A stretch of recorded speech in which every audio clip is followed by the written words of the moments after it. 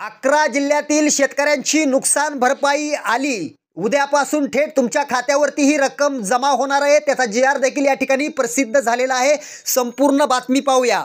जून जुलै 2023 या कालावधीत अतिवृष्टीमुळे व पुरामुळे शेती पिकांच्या शेतजमिनीच्या नुकसानीकरिता मदत देण्यासाठी निधी वितरित करण्याबाबत अतिवृष्टी, पूर, चक्रीवादळ यासारख्या नैसर्गिक आपत्तीमुळे शेती पिकांचं नुकसान झाल्यास पुढील हंगामामध्ये उपयोगी पडावे याकरिता शेतकऱ्यांना निविष्ट अनुदान स्वरूपात एका हंगामात एके वेळेस याप्रमाणे राज्य आपत्ती प्रतिसाद निधीमधून विहित दराने मदत देण्यात येते।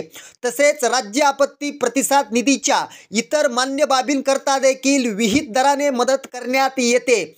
विभागीय आयुक्त अमरावती व छत्रपती संभाजीनगर यांच्याकडून जून ते जुलै 2023 या महिन्यात अतिवृष्टी व पूर यामुळे झालेल्या शेती पिकांच्या व शेती जमिनीच्या नुकसानीसाठी अनुक्रमे दिनांक 30/8/2023 व दिनांक 31/8/2023 च्या पत्रान्वये निधी मागणीचा प्रस्ताव शासनास प्राप्त झालेला आहे। शासन निर्णय जून ते जुलै 2023 या कालावधीत राज्यात झालेल्या अतिवृष्टीमुळे व पूर परिस्थितीमुळे शेतपिकांच्या आणि शेती जमिनीच्या नुकसानीसाठी बाधितांना मदत देण्याकरिता राज्य आपत्ती प्रतिसाद निधीमधून संदर्भ क्रमांक 1 येथील शासन निर्णय अन्वये निश्चित केलेल्या दरानुसार शेती पिकांच्या आणि शेती जमिनीच्या नुकसानीसाठी एकूण अक्षरी रुपये 1071,77,00,001 इतका निधी या ठिकाणी मंजूर करण्यात आलेला आहे। शेतकऱ्यांसाठी फार मोठी बातमी म्हणावी लागेल। व्हिडिओ आवडला